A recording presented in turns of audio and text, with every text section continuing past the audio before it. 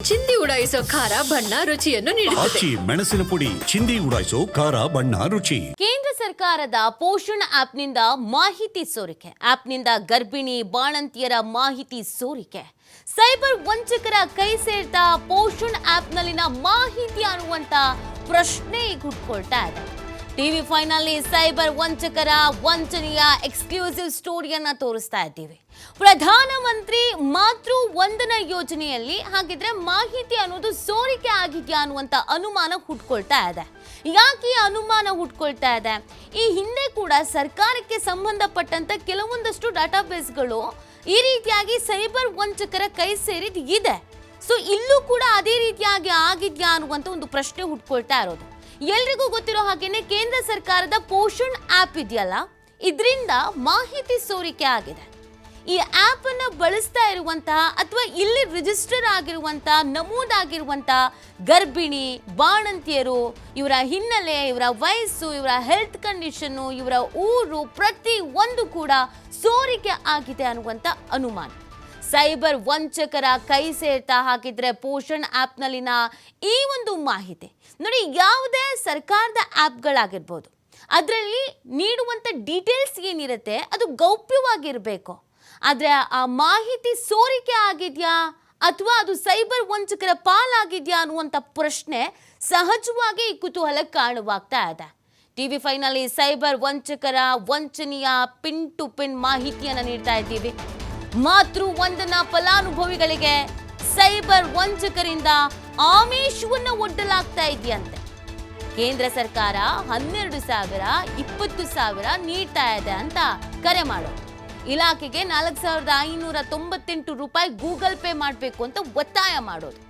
ಅಂಗನವಾಡಿ ಶಿಕ್ಷಕರಿಗೂ ಕೂಡ ಸ್ವಲ್ಪ ಹಣ ನೀಡುವಂತೆ ಹೇಳ್ತಾ ಇದ್ದಾರೆ ವಂಚಕರು. ವಂಚಕರ ಮಾತು ನಂಬಿ ಹಣ ಹಾಕಿದವರ ಬ್ಯಾಂಕ್ ಖಾತೆಯ ಹಣಕ್ಕೆ ಕನ್ನ ಬೀಳ್ತಾ ಇದೆ. ಇದೇ ರೀತಿ ಮಂಗಳೂರಿನಲ್ಲಿ 10 ಪ್ರಕರಣಗಳು ಬೆಳಕಿಗೆ ಬಂದಿದೆ. ಈ ಬಗ್ಗೆ ಕ್ರಮ ಕೈಗೊಳ್ಳುವಂತೆ ಅಂಗನವಾಡಿ ಕಾರ್ಯಕರ್ತೆಯರು ಇದೀಗ ಒತ್ತಾಯ ಮಾಡ್ತಾ ಇದ್ದಾರೆ. ಸೊ ಯಾಕೆ ಈ ಮಾಹಿತಿಗಳನ್ನು ಕದೀತಾರೆ, ಸೋರಿಕೆ ಆಗತ್ತೆ ಅಂತ ಅಂದರೆ, ನಾನು ಆಗಲೇ ಹೇಳ್ತಾ ಇದ್ದೆ, ಅವರ ವಯಸ್ಸು, ಅವರ ಊರು, ಅವರ ಫೋನ್ ನಂಬರು, ಅವರ health condition, pin to pin ಮಾಹಿತಿಯನ್ನು ಪಡ್ಕೊಳ್ತಾರೆ. ಈಗ ಸೈಬರ್ ಖದೀಮರು ಹೆಂಗೆ ಕೆಲಸ ಮಾಡ್ತಿದ್ದಾರೆ ಅನ್ನೋದು ಆಲ್ರೆಡಿ ತುಂಬ ಜನರ ಗಮನಕ್ಕೆ ಬಂದಿರತ್ತೆ. ಕರೆ ಮಾಡೋದು, ನಿಮಗೆ ಅಷ್ಟ ಆಫರ್ ಇದೆ, ಇಷ್ಟ ಆಫರ್ ಇದೆ ಅಂತ ಹೇಳೋದು, ಅವ್ರ ಹತ್ರ ದುಡ್ಡು ಹಾಕಿಸ್ಕೊಳ್ಳೋದು, ಅಕೌಂಟ್ ನಂಬರ್ ಕೇಳೋದು, ಜೊತೆಗೆ ಅವರ ಅಕೌಂಟಲ್ಲಿರೋ ಎಲ್ಲ ದುಡ್ಡನ್ನ ಎಗರಿಸ್ಬಿಡೋದು. ಇದು ಒಂದು ಕಡೆಯಲ್ಲಿ. ಇನ್ನೊಂದು ಕಡೆಯಲ್ಲಿ ಇದು ಹೊಸ ಅಪ್ಡೇಟ್. ಸರ್ಕಾರದ ವೆಬ್ಸೈಟ್ಗಳನ್ನೇ ಹ್ಯಾಕ್ ಮಾಡಿಬಿಡ್ತಾರೆ. ಅದರಲ್ಲಿ ನಮ್ಮ ಡೀಟೇಲ್ಸ್ಗಳಿರುತ್ತೆ. ನಾವು ಫಲಾನುಭವಿಗಳಾಗಿದ್ದರೆ ನಮ್ಮ ಡೀಟೇಲ್ಸ್ಗಳಿರುತ್ತೆ, ನಮ್ಮ ನಂಬರ್ಗಳು, ನಮ್ಮ ಅಡ್ರೆಸ್ಗಳು ಈಸಿಯಾಗಿ ಸಿಕ್ಕತ್ತೆ. ಅದು ಅಲ್ಲದೆ ಮಾತೃವಂದನಾ ಅಂತ ಹೇಳಿದ ತಕ್ಷಣ ಹೌದು ಹೌದು ಇದು ನಮಗೆ ಗೊತ್ತಿದೆ ಅಂತ ನಾವು ಕೂಡ ಇದು ಸರ್ಕಾರದ್ದೇ ಅಲ್ವಾ ಅಂತ ನಂಬ್ಕೊಂಡು ಬಿಡ್ತೀವಿ. ಯಾವುದೋ ಬೇರೆ ಇನ್ನೇನೋ OTP ಹೇಳಿ ಇನ್ನೊಂದು ಮತ್ತೊಂದು ಅಂತಂದರೆ ಈಗ ಸ್ವಲ್ಪ ಜನ ಎಚ್ಚೆತ್ಕೊಂಡಿದ್ದಾರೆ, ಗೊತ್ತಾಗತ್ತೆ. ಆದರೆ ನೀವು ಸರ್ಕಾರದ ಯಾವುದಾದ್ರು ಮಹತ್ವಾಕಾಂಕ್ಷೆಗ ಅಥವಾ ಫೇಮಸ್ ಆಗಿರುವಂಥ ಯೋಜನೆಗಳ ಹೆಸರು ಹೇಳಿದ್ರಿ ಅಂತ ಅಂದರೆ ಅದು ಸರ್ಕಾರದ್ದು ಅನ್ನೋದು ನಮ್ಮ ತಲೆಗೆ ಬಂದುಬಿಡುತ್ತೆ. ಸರ್ಕಾರದವ್ರು ಯಾಕೆ ನಮಗೆ ಮೋಸ ಮಾಡ್ತಾರೆ ಅನ್ನೋದೊಂದು ತಲೆಗೆ ಬಂದುಬಿಡುತ್ತೆ. ಆಗ ಡೀಟೇಲ್ಸನ್ನು ಹೇಳೋದಕ್ಕೆ ಶುರು ಮಾಡ್ತಾರೆ. ಇಲ್ಲಿ ಮಾಡಿರೋದು ಕೂಡ ಅದೇ ಕೆಲಸವನ್ನು. ಮಾತೃವಂದನಾ ಫಲಾನುಭವಿಗಳಿಗೆ ಸೈಬರ್ ವಂಚಕರು ಆಮಿಷ ಒಡ್ಡಿರೋದು. ಏನಂತ ಆಮಿಷ ಒಡ್ಡಿದ್ದಾರೆ? ಕೇಂದ್ರ ಸರ್ಕಾರ 12,000, 20,000 ಹೀಗೆಲ್ಲ ಹಣ ನೀಡತ್ತೆ ಅಂತ ಕರೆ ಮಾಡ್ತಾರೆ. ಆದರೆ ಈ 12,000, 20,000 ಇದೆಲ್ಲ ಕೊಡಬೇಕು ಅಂತಂದರೆ ಮೊದಲಿಗೆ ನೀವು ನಮಗೆ 4,598 ರೂಪಾಯಿ ಗೂಗಲ್ ಪೇ ಮಾಡಬೇಕು. ಇದನ್ನು ಅಂಗನವಾಡಿಯ ಕಾರ್ಯಕರ್ತೆಯರಿಗೂ ಕೂಡ ಕೊಡಲಾಗತ್ತೆ ಅಂತ. ನಮ್ಮ ಲೆಕ್ಕಾಚಾರ ಹೆಂಗಿರುತ್ತೆ ಹೇಳಿ? 20,000 ಸಿಗಬೇಕಾದ್ರೆ 4,000 ಹೋದ್ರೂ ಪರವಾಗಿಲ್ಲ ಅನ್ನೋ ಲೆಕ್ಕಾಚಾರ. 12,000 ಕೊಡ್ತಾರೆ, ಅದರಲ್ಲೂ 4,000 ಕೊಟ್ಟರೆ ಏನಾಗ್ಬಿಡುತ್ತೆ ಅನ್ನೋ ಲೆಕ್ಕಾಚಾರ. ಸೊ ಅದಕ್ಕೆ ಓಕೆ ಆಯಿತು ಅಂತ ಗೂಗಲ್ ಪೇ ಮಾಡಿಬಿಡೋದು. ಆಗ ಪಂಗನಾಮ 2 ವೈಟು 1 ರೆಡ್ ಹಾಕ್ಬಿಟ್ಟು ಹೋಗ್ತಿರ್ತಾರೆ. ಈಗ ಅಂಗನವಾಡಿ ಶಿಕ್ಷಕಿಯರ ಹೆಸರು ಕೂಡ ಕೇಳಿಬಂದಿರುವಂಥ ಹಿನ್ನೆಲೆಯಲ್ಲಿ ಅವರೆಲ್ಲ ಸಿಡಿದೆದ್ದಿದ್ದಾರೆ. ಈ ರೀತಿ ಆದರೆ ಕಷ್ಟ ಆಗತ್ತೆ ಅಂತ ಹೇಳಿ ಕಂಪ್ಲೇಂಟನ್ನು ಕೊಡ್ತಾ ಇದ್ದಾರೆ. ಮಂಗಳೂರಿನಲ್ಲಿ ಒಂದಲ್ಲ 10-12 ಕೇಸಸ್ಗಳು ಈಗ ದಾಖಲಾಗಿರೋದು.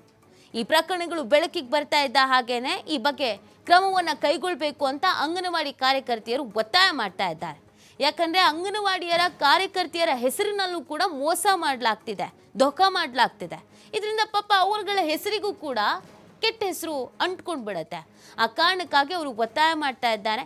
ಯಾರು ಈ ಥರ ಮಾಡ್ತಾ ಇದ್ದಾರೆ ಆ ಬಗ್ಗೆ ಮಾಹಿತಿಯನ್ನು ಪಡ್ಕೊಳ್ಬೇಕು, ಕಂಪ್ಲೇಂಟ್ ಆಗಬೇಕು, ತನಿಖೆ ಆಗಬೇಕು ಅನ್ನುವಂಥ ಆಗ್ರಹವನ್ನು ಮಾಡಲಾಗ್ತಾ ಇದೆ. ಮಂಗಳೂರಿನಲ್ಲಿ ಹಾಗಿದ್ರೆ ಹೇಗೆ ಯಾಮಾರಿಸಿದ್ದಾರೆ, ಏನೇನು ಮಾಡಿದ್ದಾರೆ ಅನ್ನೋದ್ರ ಡೀಟೇಲ್ಸನ್ನು ನೋಡ್ತಾ ಹೋಗೋಣ.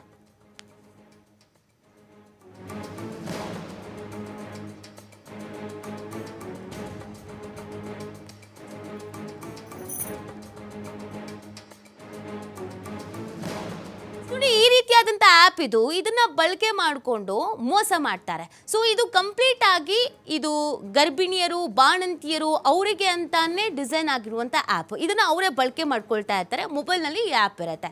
ಸೊ ಇದನ್ನು ನೋಡಿಕೊಂಡು ಅವರು ಪ್ರತಿನಿತ್ಯವೂ ಕೂಡ ಅಪ್ಡೇಟ್ ಆಗ್ತಾ ಇರ್ತಾರೆ. ಈ ಆ್ಯಪ್ನಲ್ಲಿರುವಂಥ ಎಲ್ಲ ಡೀಟೇಲ್ಸನ್ನು ಈಗ ಸೈಬರ್ ವಂಚಕರು ಕದ್ದಿರೋದು.